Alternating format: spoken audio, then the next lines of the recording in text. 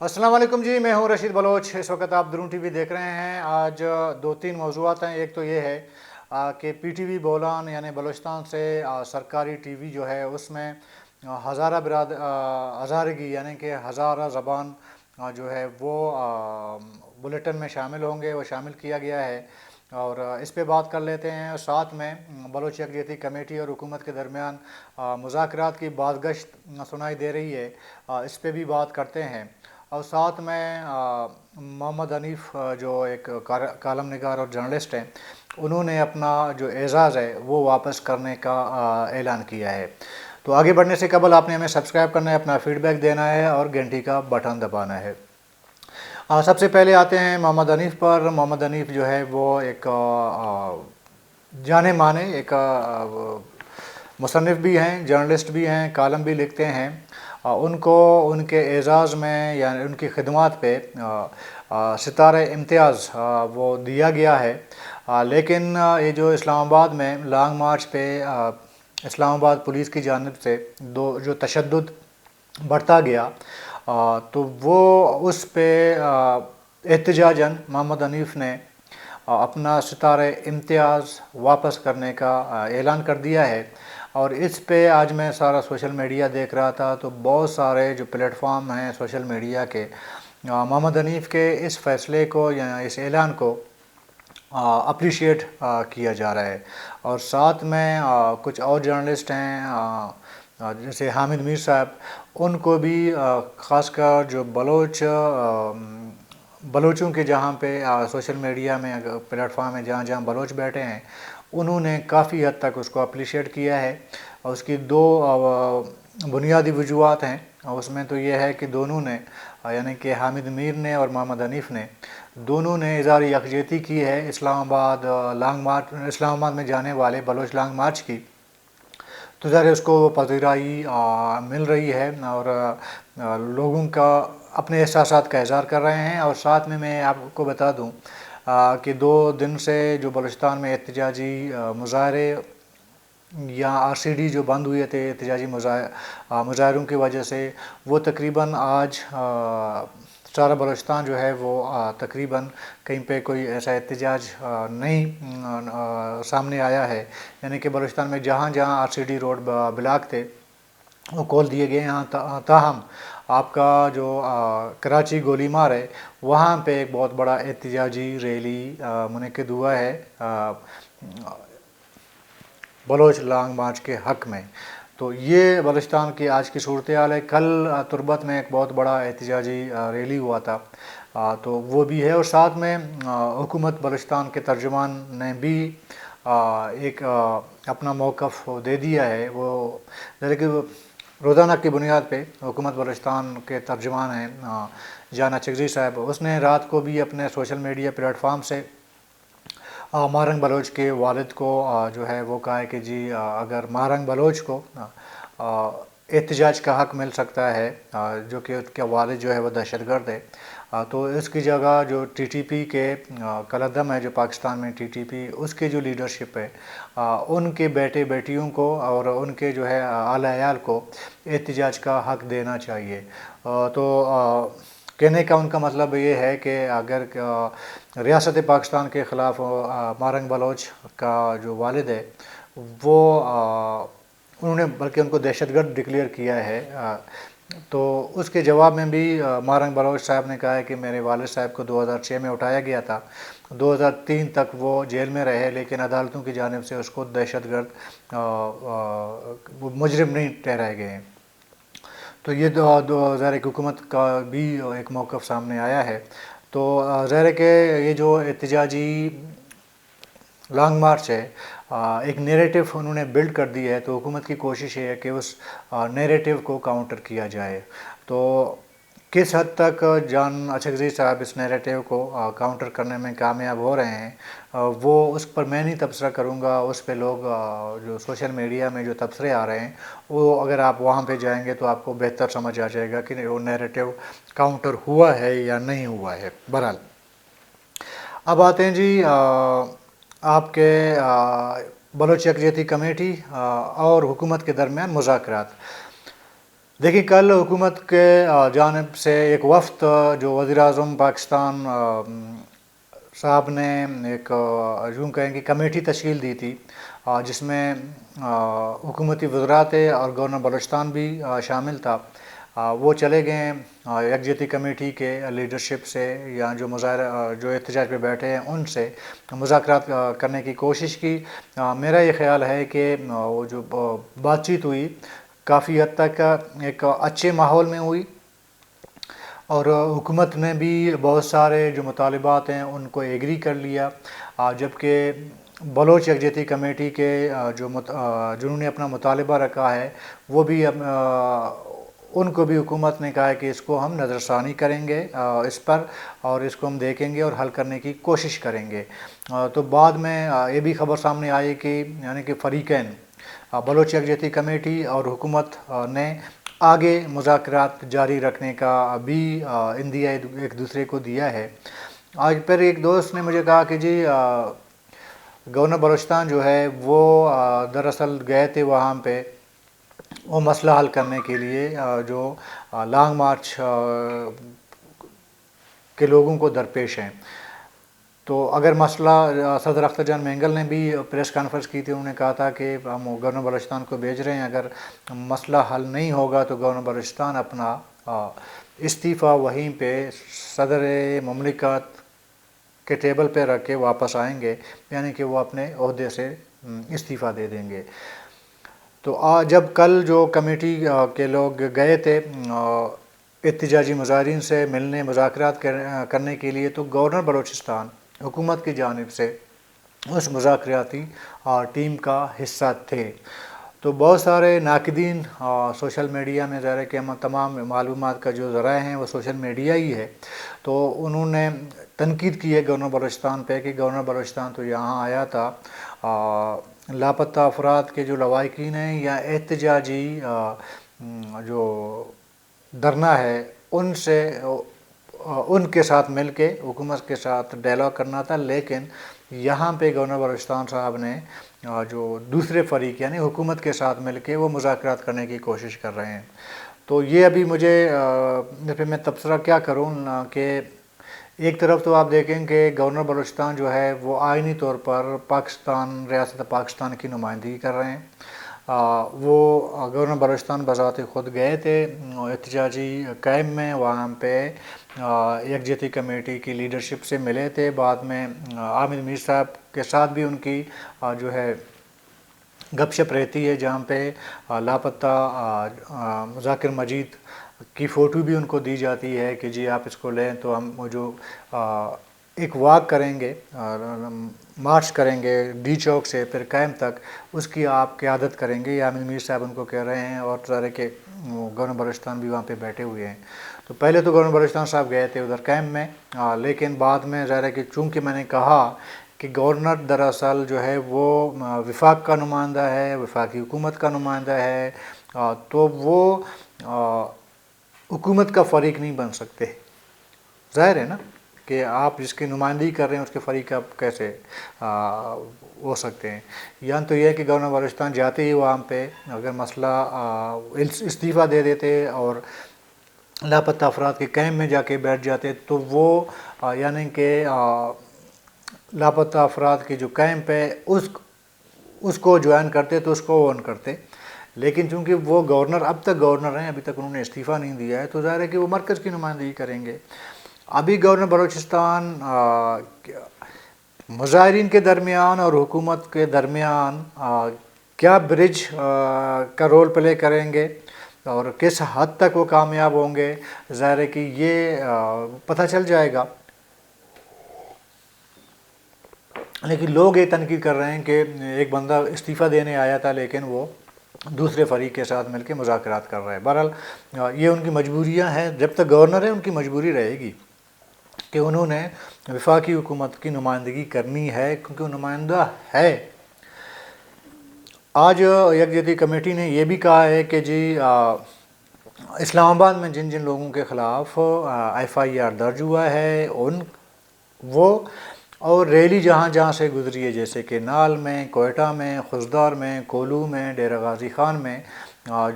جن لوگوں نے اس احتجاجی لانگ مارچ کا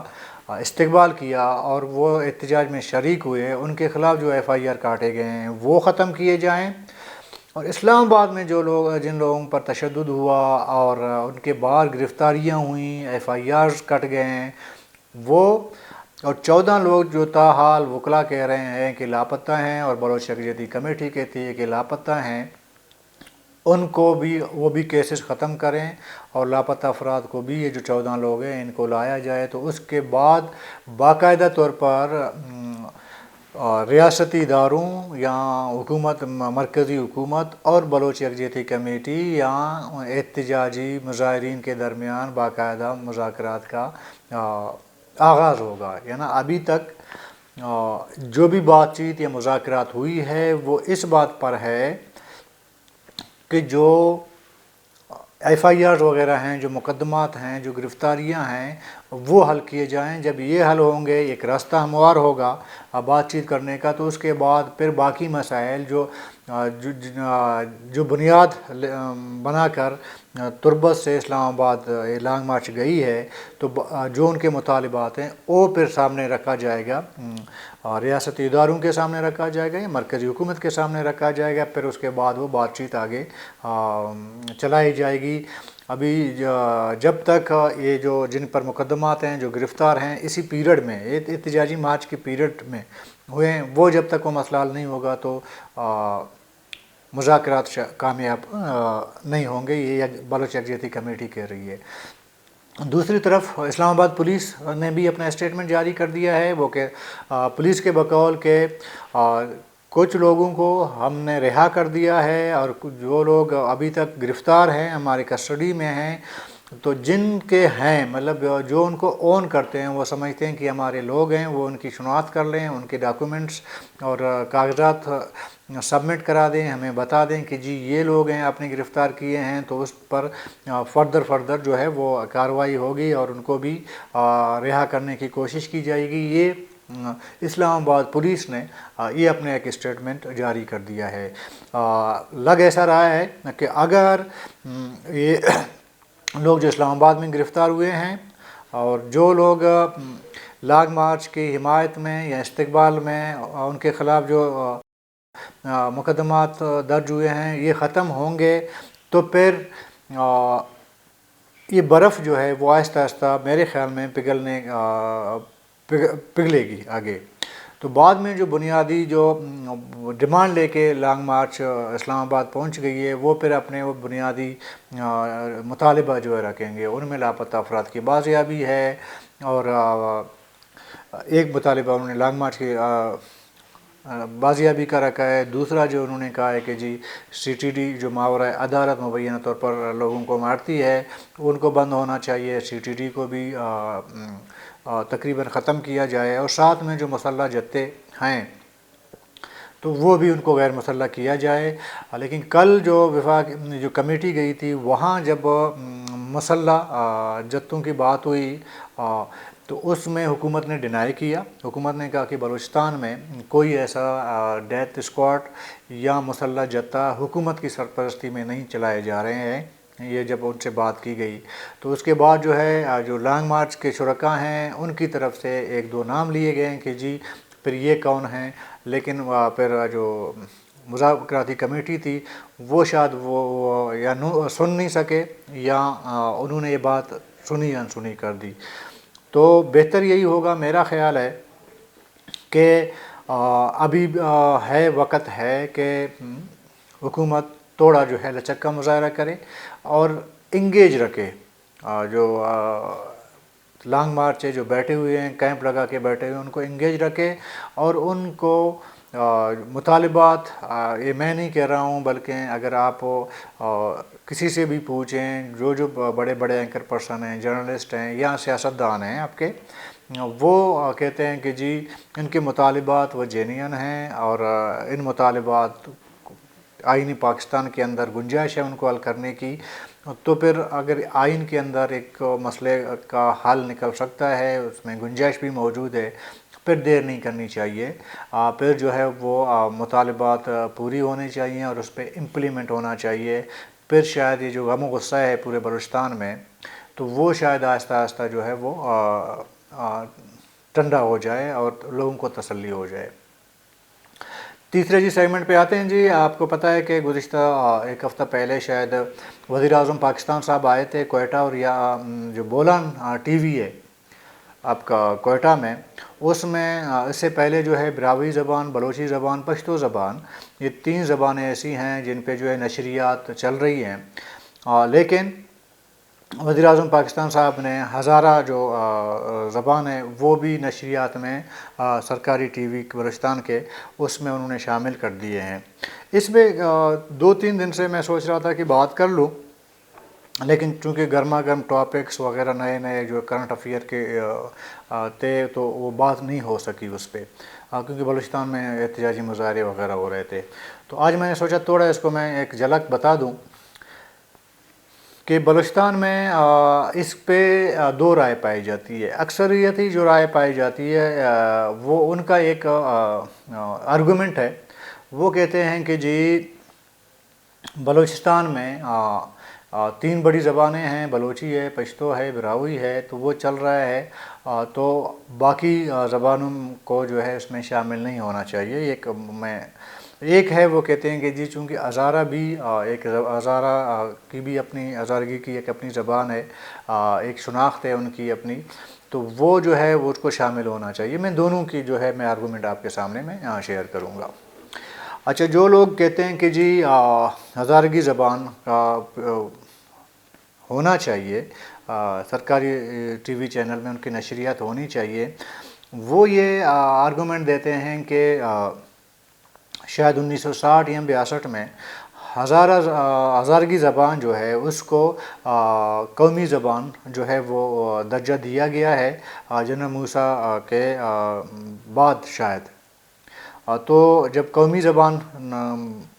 کا درجہ دیا گیا ہے اس کو، تو پھر اس کو سرکاری ٹی وی چینل میں اس کی نشریات بھی ہونی چاہیے، اور حق بھی بنتا ہے کہ ان کا ہونا چاہیے۔ تو یہ ایک آرگومنٹ ہے، ایک دلیل ہے وہ لوگ جو کہتے ہیں کہ جی ہزارگی زبان کا جو ہے وہ نمائندگی ہونی چاہیے